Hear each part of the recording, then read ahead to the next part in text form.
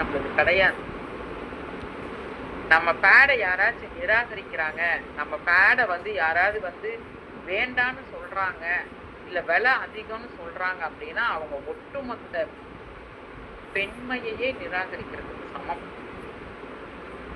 இந்த மண்ணெல்லாம் காப்பாற்ற மாட்டேன், இந்த பெண்ணையெல்லாம் காப்பாற்ற மாட்டேன் அப்படின்னு நிராகரிக்கிறதுக்கு சமம் இது வேணான்னு சொல்றோங்க. அப்ப எப்படி அது சரி பண்ணுது அப்படின்னு கேட்டீங்கன்னா, இப்போ உங்க கம்ப்யூட்டர்ல ஒரு வைரஸ் வந்துருச்சு, உங்க செல்போன்ல ஒண்ணு ஹேங் ஆயிடுச்சு, எதுவுமே உங்களால நகர்த்தவே முடியல, ஒண்ணுமே பண்ண முடியல அப்படின்னா நீங்க இமீடியட்டா என்னமா செய்வீங்க?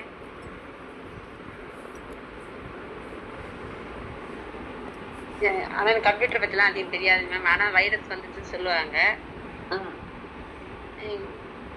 ரீசெட் பண்ணுவாங்க. இல்லைன்னா என்ன பண்ணுவாங்கன்னா சுவிட்ச் ஆஃப் பண்ணிட்டு இந்த செல்போன், நமக்கு கம்ப்யூட்டர் கூட தெரியலன்னா நமக்கு செல்போன் நானே எடுத்து இப்படின்னு ஏதாவது தட்டிட்டு இருக்கிறேன்னு வச்சுக்கோங்களேன், திடீர்னு ஹேங் ஆகிடும், ஜாம் ஆகிடும். என்ன பண்ணுவோம்னா சுவிட்ச் ஆஃப் பண்ணி போடுங்கன்னு சொல்லுவாங்க.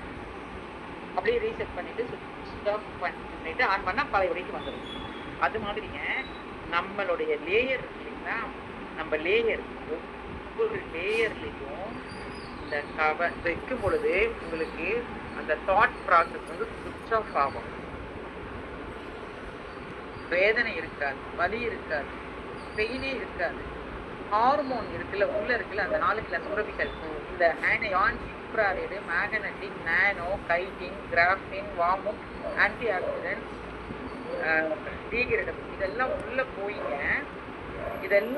போய் பிறப்புறுப்புல வைக்கிறதுனாலங்க அது சுவாசிக்குது இல்லையா, சுவாசிக்கிறதெல்லாம் உள்ள போய் பரவுது, ரத்தத்துல ஆக்சிஜன் எல்லாம் பரவுது. இப்படி பரவி என்ன பண்ணுதுன்னா கழிவுகள், நச்சுக்களை எல்லாம் எடுத்துட்டு வருது யூரின்ல, டாய்லெட்ல.